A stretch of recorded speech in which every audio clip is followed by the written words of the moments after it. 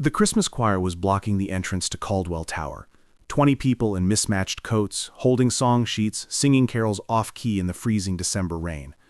And Sloane Caldwell, CEO of Caldwell Enterprises, was already 15 minutes late for a board meeting that would determine whether she kept control of her own company. "Move," Sloane snapped, pushing through the group without breaking stride. Someone's elbow hit her designer bag. Someone else stepped on her Louboutin heel. The singing faltered as she shoved past. "Excuse me, ma'am," a man's voice, tentative and polite. "We're caroling for the Children's Hospital. If you could just spare a moment." "I don't have a moment," Sloane said coldly, not bothering to look back. "And you're blocking a private building entrance. This is trespassing. I should call security." "We have permission from building management," the man tried again. "We're just trying to raise awareness for—" "I don't care what you're raising awareness for," Sloane interrupted, finally turning to face him. The man wore a yellow jacket that had seen better days, jeans with worn knees, and held a small donation bucket. Behind him, a little girl in a red coat clutched a candy cane, looking up at Sloane with enormous eyes. "Your singing is terrible," Sloane continued, her voice sharp enough to cut. "You're off-key, uncoordinated, and frankly embarrassing yourselves. If you actually cared about the Children's Hospital, you'd do something useful, instead of blocking entrances and assaulting people's ears with amateur hour." The choir had gone silent, 20 faces staring at her in shock. The little girl's lip trembled. The man with the yellow jacket looked like he'd been physically struck. "Ma'am, he started. "I'm not interested," Sloane said dismissively. "Get a real job, make an actual donation, but stop wasting everyone's time with this performance art nonsense." She walked away, heels clicking on marble, leaving stunned silence behind her. Good. Maybe they'd learned that success came from work, not from singing badly in the rain and expecting applause for effort without excellence. Before we continue, tell us in the comments where in the world you're watching from. We love knowing how far these stories of hope and resilience travel. Your comments inspire us to keep bringing you powerful narratives every week. The board meeting was exactly as brutal as Sloane had anticipated. Her uncle Richard, who'd been trying to oust her for 3 years, had convinced 2 board members to side with him. The vote was deadlocked.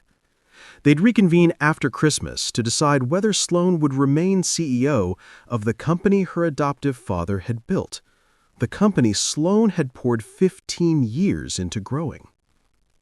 "You're too cold," Richard told her after the meeting, his voice carrying that patronizing tone he'd perfected. "Father built this company on relationships. You've built it on ruthless efficiency. The board is concerned you're damaging our reputation." "I've tripled revenue in 5 years," Sloane shot back. "That's not ruthless, that's competent." "You're alienating people," Richard insisted. "Employees are afraid of you. Partners don't trust you. The public sees you as heartless. Father would be disappointed." The words hit harder than Sloane wanted to admit. Her adoptive father, William Caldwell, had died 2 years ago, and Sloane had been trying to prove she was worthy of his legacy ever since. But William had been warm where Sloane was cold. He'd built connections where Sloane built walls. He'd seen people where Sloane saw obstacles. "Father left the company to me," Sloane said. "Not you, me. That should tell you something." "It tells me he hoped you'd grow into the role," Richard said. "But you haven't. You've just gotten harder." After he left, Sloane stood at her office window looking down at the street 42 stories below. The Christmas choir was still there, now singing to passing pedestrians. From this height, they looked like ants. Insignificant. Easily ignored. Her phone buzzed. A message from her assistant. "The choir director called. Says you mocked his group this morning. He's asking if you'd like to make a statement. Apparently someone filmed the interaction, and it's starting to circulate online." Sloane's stomach dropped. She pulled up social media, searched for her name, and there it was. A video, shaky but clear, of her telling the choir they were terrible, embarrassing themselves, wasting everyone's time.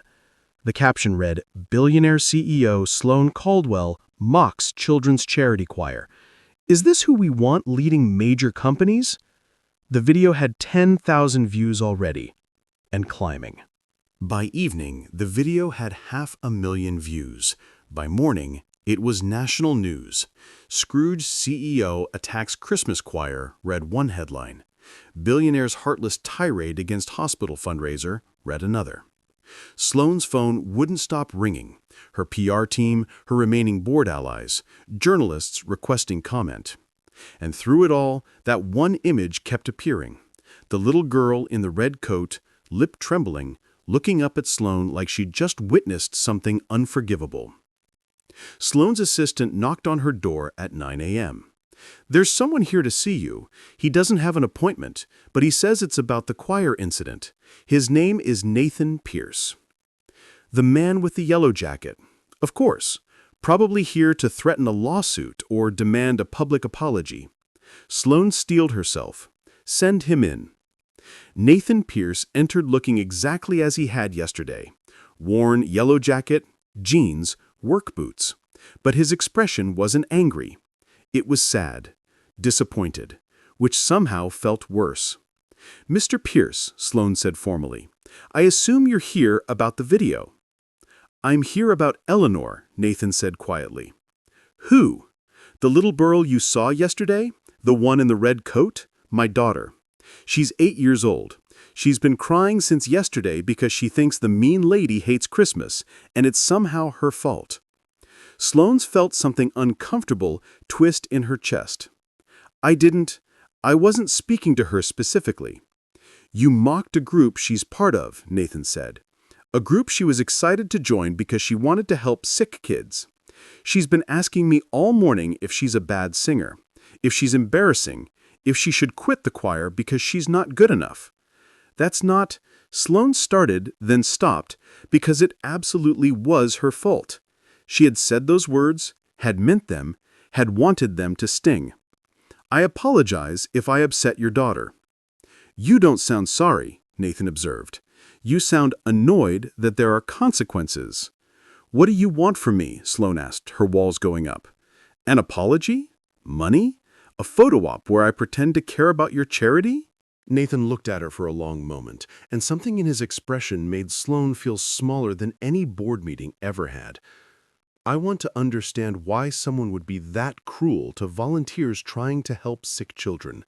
What happened to you that made kindness feel like weakness?" The question was too close, too perceptive. Sloane deflected. "I was late for an important meeting. Your choir was blocking the entrance. I expressed my frustration. End of story." "You called us terrible, embarrassing, and a waste of time," Nathan said. "That's not expressing frustration. That's deliberately hurting people who were trying to do something good. Maybe if you were actually good at it—" "We're volunteers," Nathan interrupted, his voice finally showing an edge. "We're not professional singers. We're nurses, teachers, retail workers, people who work all day and then spend our evenings trying to raise money for kids with cancer. And we know we're not perfect, but we're trying.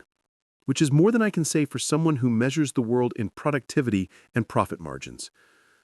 "Trying isn't enough," Sloane said coldly. "Excellence matters. Results matter. Your intentions don't pay for medical treatment."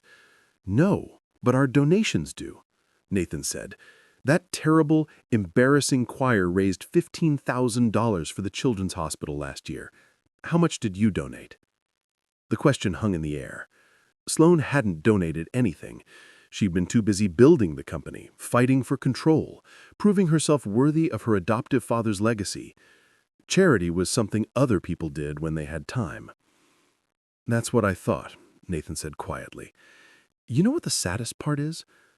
The choir was actually founded by someone you knew, someone who understood that trying mattered more than perfection, someone who believed small acts of kindness could change the world."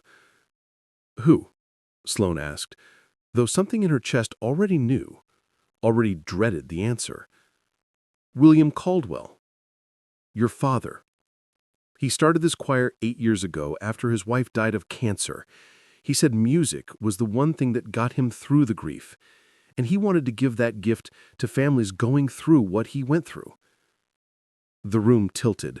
Sloane gripped the edge of her desk. That's not...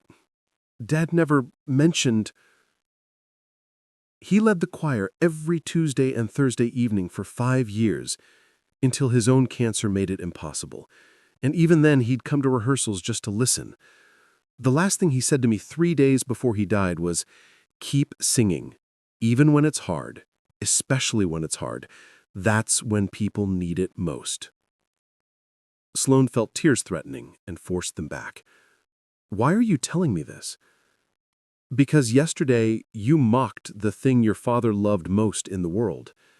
You called his legacy terrible, embarrassing, and a waste of time, and I thought you should know what you were actually attacking." Nathan left her with a photo. William Caldwell, wearing a Santa hat, conducting a Christmas choir in front of a children's hospital. His face radiant with joy, so different from the stern businessman Sloane had known. So different from the father who'd adopted her at 10 and then seemed uncertain what to do with a traumatized child who didn't know how to accept love.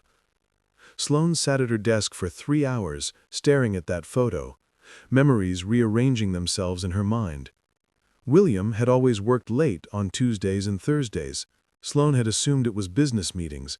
It had never occurred to her to ask. It had never occurred to her that her father had a life beyond the company, beyond proving himself, beyond the walls they'd both built. She'd been so much like him, adopted into wealth but never quite believing she belonged, working twice as hard to justify her place, measuring worth in achievements because love felt too uncertain, building a fortress around herself because vulnerability had only ever led to pain. Her birth mother had given her up at 6, too many boyfriends, too much chaos, too little money. Social services had removed Sloane from a situation that was slowly killing her.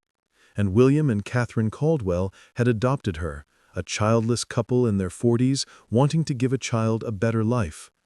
Catherine had been warm, present, loving. She died when Sloane was 14. Cancer, aggressive and cruel, taking her in 6 months. And William had shut down, retreated into work, became distant. And Sloane had learned that lesson. Love led to loss. Work was safer. Walls were necessary. Except apparently William had learned a different lesson. He'd channeled his grief into something beautiful, into music and community and helping other families survive what he couldn't, while Sloane had channeled hers into ruthless efficiency and emotional isolation. She pulled up the video of her mocking the choir, watched herself sneer at people who were trying, saw the little girl's face crumple, heard her own words, "If you actually cared about the children's hospital, you'd do something useful." But they were doing something useful. And she was doing nothing except building an empire that her father's brother was trying to take away because everyone could see what Sloane had become. A woman so afraid of being hurt that she hurt others first. Her assistant knocked again. "Miss Caldwell, the board has called an emergency meeting. They've seen the video. They want to discuss your position."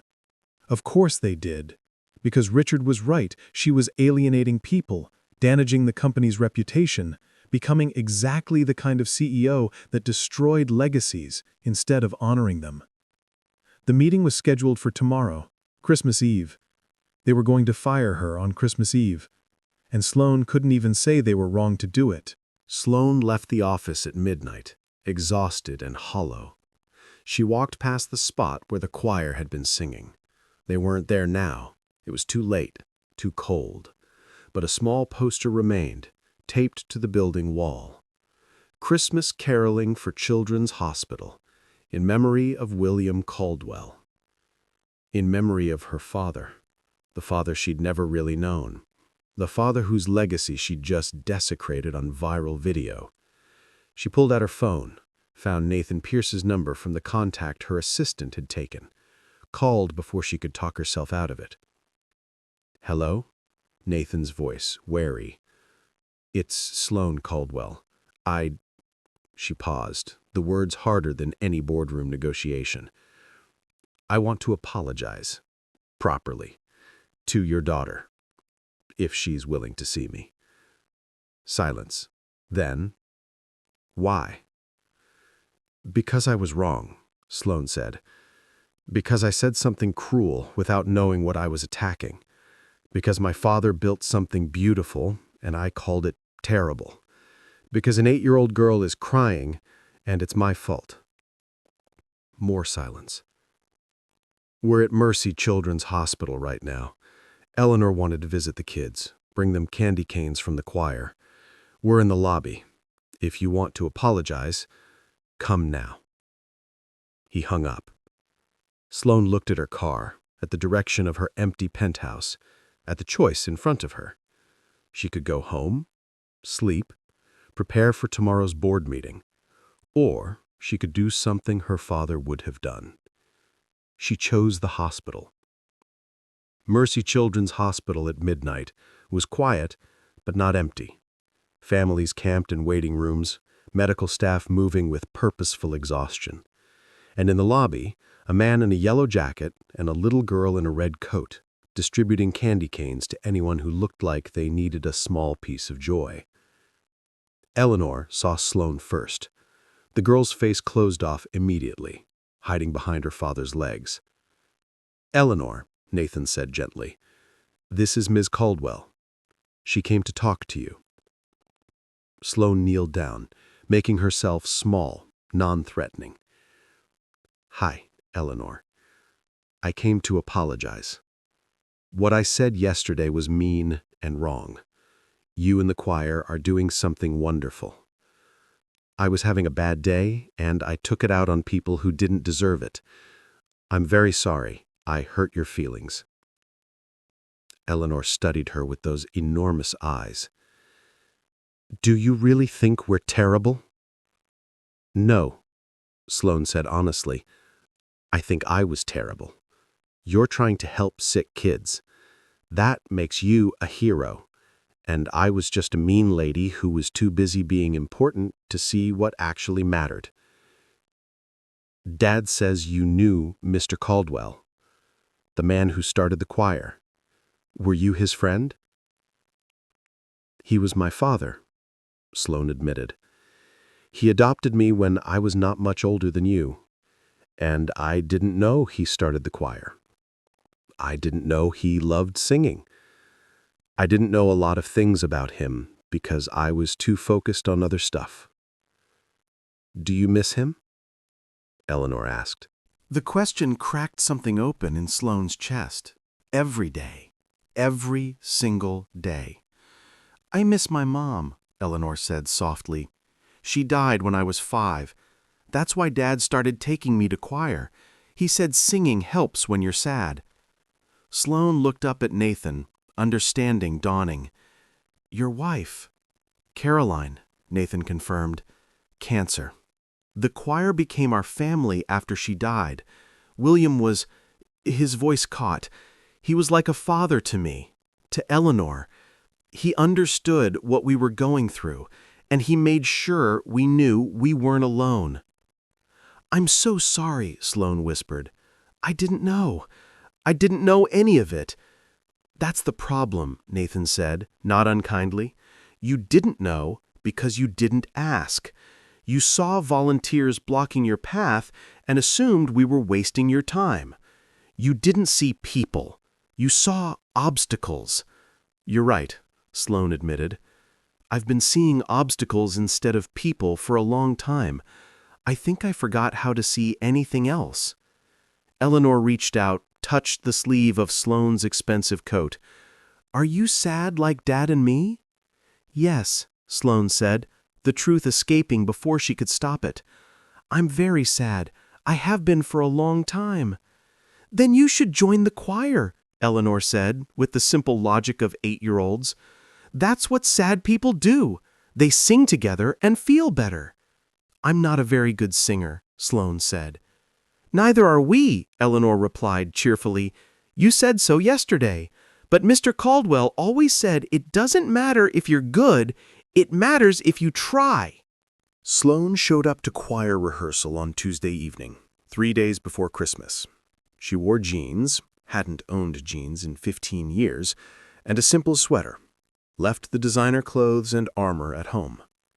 Walked into a church basement where 20 volunteers were warming up.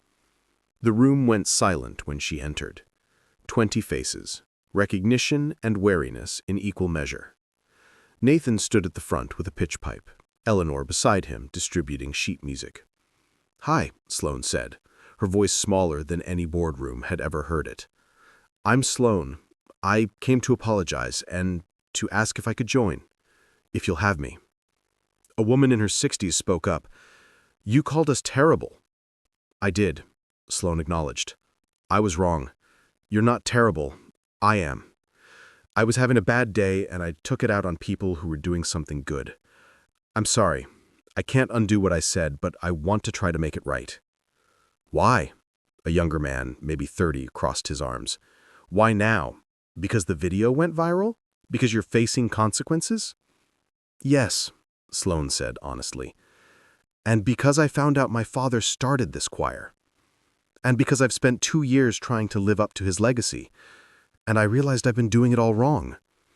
He built connection, and I built walls. He made people feel valued, and I made them feel small. He understood what mattered, and I forgot." Nathan watched her with an unreadable expression. "William never told you about the choir." "He never told me a lot of things. We didn't talk much. After my adoptive mother died, we both sort of retreated into ourselves, into work. We lived in the same house, but we were strangers, and I regret that every single day." The woman who'd spoken first stepped forward. "I'm Patricia. I was William's friend for 6 years. He talked about you sometimes. He said you were brilliant but broken, that he didn't know how to reach you, that he'd failed you somehow." "He didn't fail me," Sloane said, tears threatening. "I failed him. I was so busy protecting myself that I never let him in. And now he's gone and I can't fix it. But maybe I can honor him by doing what he did, by showing up, by trying." Patricia studied her, then nodded. "You can join, but you have to actually participate. No standing in the back looking miserable, no treating this like a PR stunt. You're here to sing, and to be part of this community. Can you do that?" "I can try." "That's all William ever asked for," Patricia said. "Come on, you're an alto. Stand next to me. And don't worry about being perfect. We're terrible, remember?" The choir laughed, tension breaking. Sloane took her place, accepted her sheet music, and for the first time in 15 years, tried to sing. She was terrible. Truly, genuinely bad. But Eleanor grinned at her from across the room, and Nathan gave her an encouraging nod, and Patricia patiently helped her find the right notes. And slowly, Sloane began to understand what her father had found here. It wasn't about excellence. It was about showing up, about being vulnerable with strangers who became family, about creating something beautiful together, even when individually you were broken. After rehearsal, Nathan pulled her aside. "The board meeting is tomorrow, right? Christmas Eve. They're going to fire me. The video destroyed any remaining support. Are you going to fight them?" "I don't know," Sloane admitted. "Maybe they're right. Maybe I'm not the right person to lead Caldwell Enterprises. Maybe someone warmer, more connected, more like my father should run it. Or, maybe," Nathan suggested, "you could become more like your father, actually become the person he hoped you'd be, not by being perfect, but by trying." "I don't know if I can change that much. I've been building these walls for 25 years. "Then start taking them down, brick by brick, song by song, choice by choice. That's what your father did after Catherine died. He was broken too, but he chose connection over isolation. He chose to help others instead of hiding. You can make the same choice." Christmas Eve morning, Sloane walked into the boardroom with a new proposal. Not a defense, not a plea, a plan. "I'm proposing a new division of Caldwell Enterprises," she said without preamble.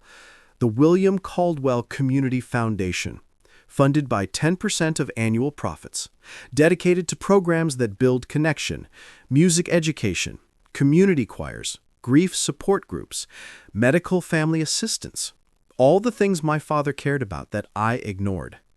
Richard scoffed. "That's a PR stunt. You're trying to save your position by exploiting William's memory." "No," Sloane said calmly. "I'm trying to honor it. I spent 15 years building this company into a financial powerhouse, and in doing so, I lost sight of why Dad built it in the first place. It wasn't about money. It was about creating something that made people's lives better. I forgot that, but I'm remembering now." She pulled up a presentation, photos of William with the choir, testimonials from choir members about what the program had meant to them, data on the positive impact of community music programs on grief recovery and mental health. This is what Dad was doing while I thought he was working late. Building something beautiful, helping people heal, making sure others didn't have to face their darkest moments alone. And yesterday, I joined his choir. I was terrible at it, but I tried. And I understood, for the first time, what Dad actually valued. "This doesn't change what you said," one board member pointed out. "You publicly mocked volunteers and went viral. That's a PR disaster." "You're right," Sloane acknowledged. "I was cruel, but I'm taking responsibility. I've apologized personally to everyone I hurt, and I'm proposing this foundation not to erase what I did, but to ensure it never happens again. To build a company that values people over productivity. To create a legacy Dad would actually be proud of." "And if we still vote to remove you?" Richard challenged. "Then you remove me," Sloane said simply. "But implement the foundation anyway, because it's the right thing to do, and because Dad would have wanted it. This isn't about me keeping power. It's about honoring the man who built this company and understanding what he actually built it for." The room was silent. Then Patricia, the choir member, stood up from the audience section. Sloane hadn't known she was there. "I'm Patricia Reynolds. I was William Caldwell's friend, and I'm also a shareholder. I'd like to speak." Richard looked annoyed but nodded. Patricia walked to the front of the room, stood beside Sloane. "William told me once that his biggest regret was that he and Sloane had become strangers, that they'd both built walls after Catherine died and never figured out how to knock them down.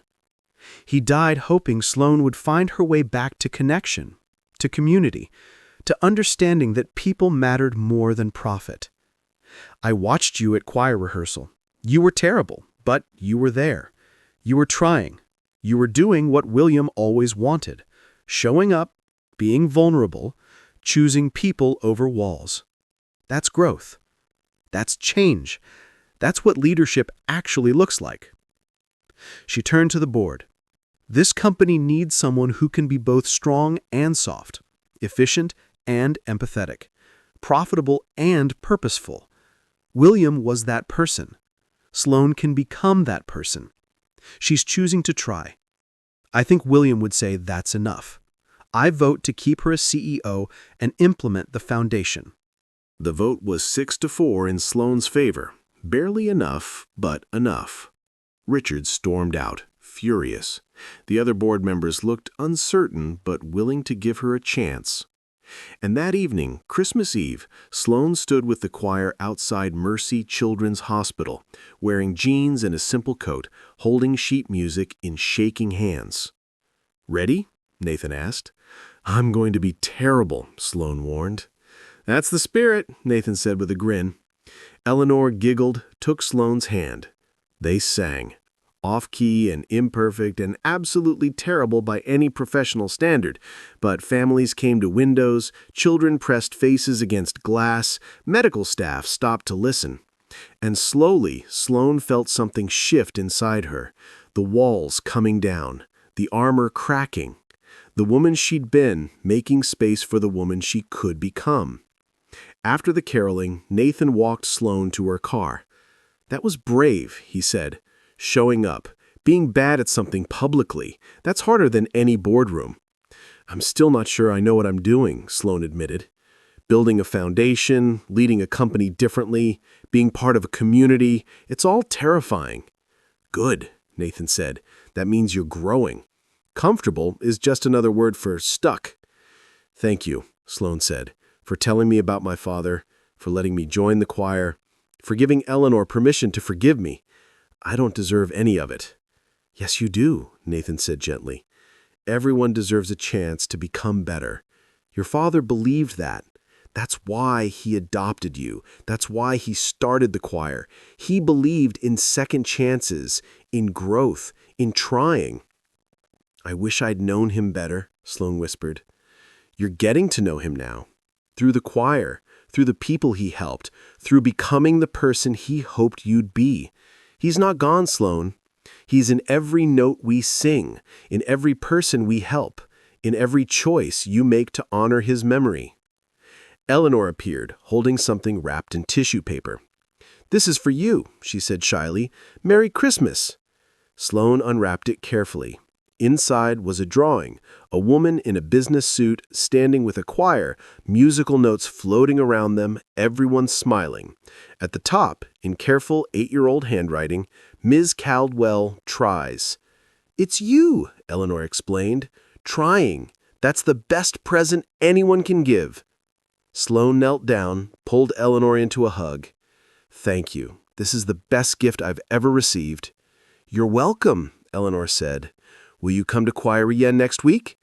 "Every week," Sloane promised, "for as long as you'll have me." The William Caldwell Community Foundation opened 1 year after Sloane joined the choir. 10 community choir programs across the city, grief support groups in 8 hospitals, music education in underfunded schools, medical family assistance funds, all of it built on the principle William had lived by: connection matters more than perfection. Sloane stood at the ribbon cutting, wearing something she'd never worn before, one of William's old choir t-shirts, yellow with a musical note. Nathan had given it to her, said William would have wanted her to have it. The choir performed, still terrible, still off-key, still absolutely beautiful in its imperfection. Eleanor, now 9, had a solo. She sang Silent Night with her small, wavering voice, and there wasn't a dry eye in the audience. After the ceremony, Patricia pulled Sloane aside. "William would be so proud of you, of what you've built, of who you've become." "I'm still terrible at singing," Sloane said. "But excellent at showing up," Patricia countered. "That's what matters. You show up, you try. You honor his memory by being the connection you needed when you were 10 years old and scared and adopted into a family that didn't know how to love you the way you needed." "I needed someone to see me," Sloane said, "really see me, not as a project or an obligation, as a person. And now you see people, in your company, in your foundation, in the choir. You've become what you needed. That's the greatest gift you could give William's memory." That evening, Sloane walked through Caldwell Enterprises offices, transformed now, warmer, more human. Employee suggestions were displayed on walls. Choir performances were held monthly in the lobby. The building had become a place where people wanted to work, not just had to work. Nathan found her standing in front of a photograph, William conducting the choir, face radiant with joy. "You know what I realized?" Sloane said. "I was looking for his legacy in the company, in the revenue and the growth and the success. But his real legacy was always the choir, the connection, the community. And I almost destroyed it because I couldn't see past my own walls." "But you didn't destroy it," Nathan reminded her. "You joined it. You expanded it. You built a foundation that will help thousands of people. You honored him by becoming the person he hoped you'd be." "I'm still becoming," Sloane corrected, "still trying, still terrible at singing." "Still showing up," Nathan said. "That's all that matters." Eleanor ran up, breathless from playing with other choir kids. "Sloane, are you coming to Christmas caroling tomorrow? We're going to 5 hospitals this year." "I'll be there," Sloane promised. "Wouldn't miss it." "Good," Eleanor declared, "because you're family now, and family shows up." Family. A year ago, Sloane had been alone in a boardroom fighting to keep control of a company while having no one to share it with. Now she had 20 choir members who knew her by her first name. Had Eleanor, who'd drawn her picture and called her trying. Had Nathan, who'd given her a second chance. Had Patricia and the others who'd welcomed her despite her cruelty. Had a father's legacy that she finally understood. Not in the skyscrapers or the profit margins or the corporate empire, but in the connections, in the community, in the choice to try, even when you're terrible at it. William Caldwell had built something beautiful. And his daughter, the one who'd mocked it, attacked it, almost destroyed it, had finally learned to honor it. By trying, by showing up, by singing off-key with people who'd become family. By choosing connection over perfection, community over isolation, love over walls. 1 year ago, she was a billionaire CEO who mocked a Christmas choir. Now she was Sloane, just Sloane, who sang terrible carols with people she loved and built foundations that honored the father she'd finally learned to understand. The woman in the business suit had learned to stand with the choir, and in doing so, had found her way home. The viral videos still existed, would probably exist forever. Billionaire CEO mocks Christmas choir had become part of Sloane's story, a reminder of who she'd been and how far she'd traveled. But now there were other videos. Sloane singing with the choir at hospital openings. Sloane announcing foundation programs that had helped thousands of families. Sloane accepting humanitarian awards for the William Caldwell Community Foundation, wearing her father's yellow choir shirt under a blazer. Caldwell Enterprises had thrived, not despite the foundation, but because of it. Employees wanted to work for a company that valued people. Partners wanted to collaborate with a leader who'd had the courage to change. The board, even Richard, had eventually come around. And every Tuesday and Thursday evening, Sloane went to choir rehearsal. Still terrible, still trying, still showing up. Eleanor was 13 now, already talking about studying music therapy in college. Nathan had been promoted to director of the foundation's music education programs, using his experience as a single father and choir member to design programs that actually helped grieving families. Patricia was 81, still singing, still telling stories about William. And Sloane was no longer the CEO who mocked volunteers. She was the choir member who'd learned that perfection mattered less than presence, that trying was enough, that her father's real legacy wasn't the company he'd built, but the connections he'd fostered. The Christmas choir performed at Mercy Children's Hospital, as they had every year for a decade. Sloane stood in her usual spot, holding sheet music she'd long since memorized, wearing her father's yellow shirt. They sang Silent Night to close the performance. Still off-key, still imperfect, still absolutely beautiful in the way that mattered. And as Sloane sang, she looked at the hospital windows where families watched, at the children who pressed faces against glass, at the community that had become her family. She thought about the woman she'd been, cruel, isolated, building walls to protect a heart that was slowly dying behind them. And she thought about the woman she'd become, trying, connected, honoring a father's legacy by finally understanding what he'd built it for. Not excellence, not perfection, not profitable quarters and efficient systems, but people, connection, the willingness to show up and try, even when you're terrible at it, especially when you're terrible at it, because that's when it matters most. 5 years ago, she'd mocked a Christmas choir and gone viral for all the wrong reasons. Today, she led it, funded it, expanded it into programs that helped thousands of families find what she'd found, that trying was enough, that community healed, that love persisted even when people were broken. William Caldwell's daughter had finally learned to sing his song, off-key, imperfect, but showing up every single week. And that was exactly what he'd always wanted. If this story touched your heart, you've experienced the power of Becca's stories. We create narratives about public redemption, about learning the truth behind what we mock, about fathers whose legacies we don't discover until we've almost destroyed them, and about finding family in the communities we nearly drove away. Subscribe to Becca's Stories and join our community that believes in second chances, in viral moments that become transformation, in the courage to be terrible at something in public, and in honoring those we've lost by becoming who they hoped we'd be. Every week, we bring you stories of single parents who reveal hidden truths, children who teach forgiveness, and transformation that begins with one humiliating moment caught on video. Share this story with someone who's going viral for the wrong reasons, who needs to know that mistakes can become meaning, that cruelty can transform into compassion. Comment below and tell us about a time when you mocked something before understanding it, when you learned the truth behind what you dismissed, when you honored someone's memory by becoming who they believed you could be.